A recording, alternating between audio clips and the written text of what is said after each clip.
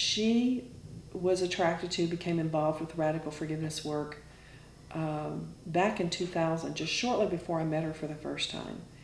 And she went to one of Colin Tipping's original workshops called the Miracles Workshop.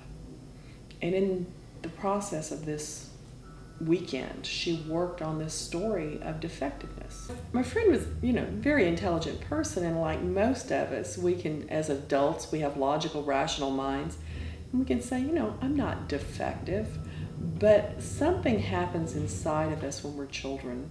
We, even before the age where we develop logic, starting around the age of 6, we take on a lot of beliefs about who we are and what we're worth and what our value is. She had taken on one of those beliefs that there was something inherently wrong with her. And she had really struggled in her life. She had had several marriages and bankruptcies, and basically at one point gave up custody of her children to her ex-husband. Just a very, very challenging life, and was truly not a happy person. But when she came upon radical forgiveness, and she went into the workshop and she learned to utilize the tools of radical forgiveness, she began to undergo a tremendous energy shift, a tremendous shift in perception about the things that had happened in her life. And in so doing, it really cleared so much of this old story about being defective that within 6 months she was in a recording studio recording her first CD, something she'd had a dream of doing her whole life. And she began working with me, and we began co-facilitating workshops that we trained with Colin Tipping to facilitate. And so she was realizing her dreams that she'd always before felt she was too defective to pursue. For my own part, I have had so many astounding things happen through the application of radical forgiveness in my life that it's hard to know which story to pick, which one to tell. I had a cousin that at the time of my mother's passing back in 1982 had done something that I was very upset with her for. And I really, for years, wouldn't speak to her at family reunions or weddings, even at our grandmother's funeral. And I was just so upset with her and bore such a grudge against her for the way she had handled things around my mother's death, that I was being somebody I didn't like being. I didn't like who I was, and yet there was something in me that couldn't let that go.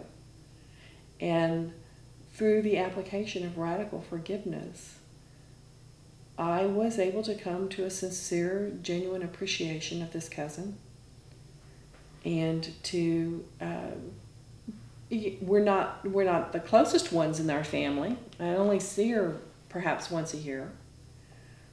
But there's no residual resentment, no residual feeling of she did something wrong. I was just able to completely clear it from my consciousness and from my energy. I don't tense up around her. I'm actually happy to see her. And that's a really nice way to live. One of the things that radical forgiveness does for us is it helps us to become very honest about who we are. Because one of the underlying principles of radical forgiveness is that all of life's circumstances, rather than happening to us, are happening for us, and giving us an opportunity to look in the mirror at things we have projected onto other people. Very often, our pet peeves in life are about things that other people do to us or that irritate us. And the things that we are most troubled about turn out to be something within ourselves that we've projected onto other people because we've disowned them within ourselves. We have refused to accept and definitely refused to love that part of ourselves. And I think the only way that we can really be happy in life, that we can experience happiness, I don't think happiness is ever a permanent condition, but the only way that we can really be happy, at least a good bit of the time, is to love and accept ourselves as we are. And most human beings don't like themselves very much. But it's far easier for us to see a defect in someone else, to see a fault that someone else has, than to admit that we have it, to own that within ourselves. And that's what Carl Jung termed the shadow self, the part of ourselves that we want to hide. Most of us try never to reveal more than about half of who we are, because we think if somebody else saw that part, the rest of us, they wouldn't love us. They would never love us. They would never even spend, 5 minutes with us. If they really knew that really yucky part of us. But somehow, when we come to that point of acceptance and begin to go, you know what? I'm not sure why I behaved that way, but I'm willing to trust that somehow it serves me, that somehow it was necessary for me to be that way. And we can just let go of our resentment of ourselves for it. Then that part of the shadow doesn't seem to have as strong a need to control us or to act up, if you will. I'll give you an example of that.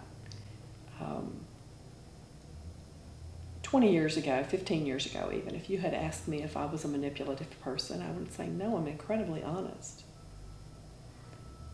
And most of my friends would say that I'm honest. But what I have come to know is that I am incredibly manipulative. I can play games to the best of them.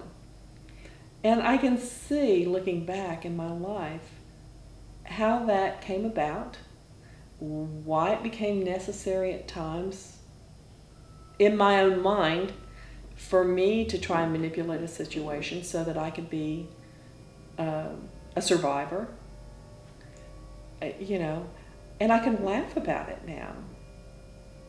And yeah, I can tell people, stand up in front of a whole audience, of 100 people and tell them, I can be a really manipulative witch.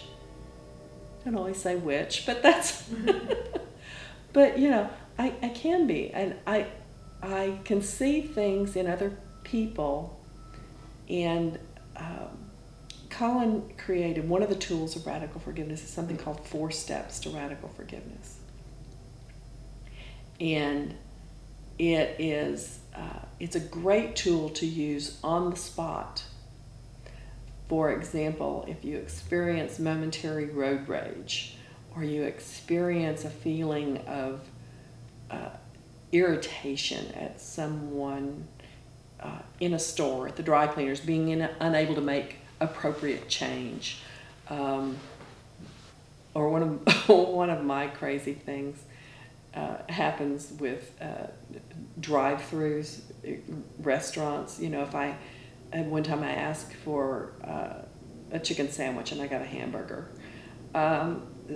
Things like this. You think, okay, these are just random things. Well, they're not. I see them as very purposeful. I see them as things that I have magnetically drawn into my experience to give me an opportunity to get honest with myself and look at myself for who I truly am.